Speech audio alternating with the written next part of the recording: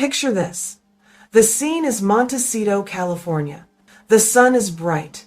Her With Love Meghan show is launching today. Meghan was ready. After months carefully curating her public persona and editing the living hell out of footage from With Love Meghan, Season 2.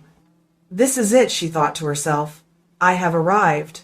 Her Netflix show launched Tuesday, August 26th. It was meant to redefine her image yet again. I imagine she thought she had all her ducks in a row. This was supposed to propel her back into the public's good graces.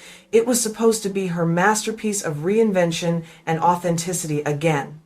It was supposed to be a culmination of a journey of a high society woman, a royal, global influencer, mom, wife, and of course, the most gracious host ever that dumps flour sprinkles in and on everything as if it's as delicious as everything bagel seasoning. Can you imagine her anticipation? Inside her beautifully designed, shall I say, rented kitchen, I guess? Imagine all the painful team meetings, the mood boards, the color palettes, the countdown, the unrealistic expectations. This show was her big moment, but she lacked several key components. No star power, no real target audience. Little support from Netflix, little advertising, and no Harry. She tried to design her show to show the world the real Meghan, an unfiltered, authentic host, mom and wife that we somehow got wrong through all of these unrelenting years again. And to think she probably woke up that Tuesday morning either feeling a sense of triumph, that or a feeling of impending doom. It was all set. The press releases were sent, the socials were scheduled, the world was supposed to stop, listen, and watch a deluded woman that lives on the coast of sunny California, also known as the American Riviera, where the weather is perfect. Beaches are perfect, and her manufactured life, marriage, her dying career are all just perfect. And she wants to convince you to watch her live in this imaginary world with her and believe that it's all real. I call it Meghan's Matrix. And then it happened. Just as Meghan was hitting publish on her media strategies, a different kind of news bomb detonated. It came not from a palace or a Montecito mansion, but from the heart of American pop culture royalty. Split screen, Taylor Swift engagement news. Taylor Swift and Travis Kelce announced their engagement. Suddenly, every phone on the planet buzzed with the same notification. The internet broke, to put it mildly. Social media feeds that were supposed to be filled with hashtag Meghan Markle were instead flooded with hashtag trailer engaged. The algorithms, those cold, calculating gods of modern attention, had spoken. A love story involving America's sweetheart and a Super Bowl champion, simply a bigger, shinier, more irresistible piece of candy for the global audience. All the oxygen was sucked out of the room.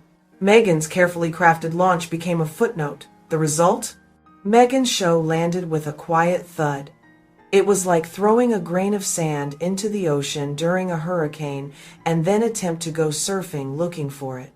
Some people might call this a coincidence or a simple case of unfortunate timing. But in my opinion, there is another word that comes to mind, and that's karma. Because karma never forgets an address. Throughout this whole year, every time Meghan tried to launch a new venture, a litany of controversies beat her to the finish line. Earlier this year, Meghan launched her brand. As ever, it appeared she was trying to align herself with Gwyneth Paltrow and Martha Stewart, but her launch was met with scathing criticism over high price points and constant stock issues.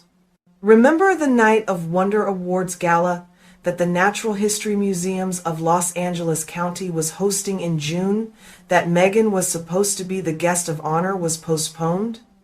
Well, coincidentally, it was scheduled to be on June 14th, which is the exact same day that Trooping the Color was scheduled, which is a celebration to honor the United Kingdom's reigning monarch's birthday.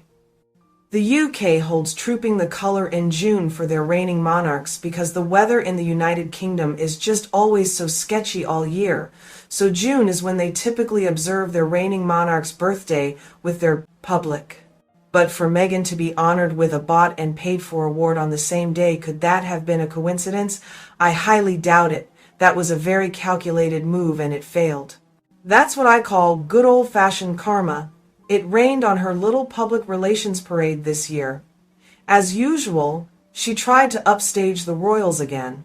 The postponement was announced by the Natural History Museums of Los Angeles County, citing that the rising civil unrest and protests in Los Angeles related to Immigration and Customs Enforcement, also known as ICE.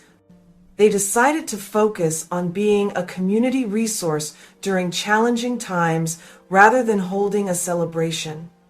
Bravo Karma and bravo Natural History Museums.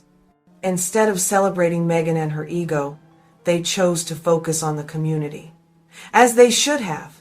Meghan's struggling brand, the canceled gala, and now her overshadowed Netflix show fell like dominoes. The public's goodwill, once a vast reservoir, seemed to have evaporated. Her every move is scrutinized, every project is met with skepticism. The idea that karma is finally catching up is an understatement and is shorthand for a complex string of PR fumbles. So, what's the lesson in all of this? Is it cosmic justice or something more complicated? Fame is not a throne you sit on, it's a tightrope you walk. The audience's perception of you is the balancing pole. For years, Meghan and Harry made very public choices, from leaving the royal family the way they did to airing dirty family laundry in high-profile interviews. They burned bridges they didn't realize they'd need, fully expecting to build new ones. But the ghosts of those burned bridges have a habit of showing up uninvited. The Taylor and Travis phenomenon serves as a perfect foil, a fairy tale the public can embrace because it feels joyful and uncomplicated. If you sow division and controversy, you reap skepticism. If you sow joy and love, you reap adoration. I have a feeling that Taylor's PR team realized she needed some good press too, as she found herself almost caught in that nasty web of scandal involving her former friend Blake Lively. Taylor's team showcased a love story on the same day of someone that people love to see crash and burn, and just like that, Taylor Swift wins again. Meghan should have learned that you cannot schedule a cultural moment. It has to be earned, and it can be lost in an instant. Meghan wanted to be the main character, but on her launch day of her much-anticipated cooking pho, she was relegated to a supporting role in someone else's blockbuster love story. The spotlight doesn't care about your plans, Meghan. It shines where the people are looking, and apparently, people weren't looking at your show at all. That's all I got today. Thanks for tuning in, and be sure to hit that subscribe button and notification bell so you can be notified each and every time I drop a new video. And let me know what you think of this style video. Until next time.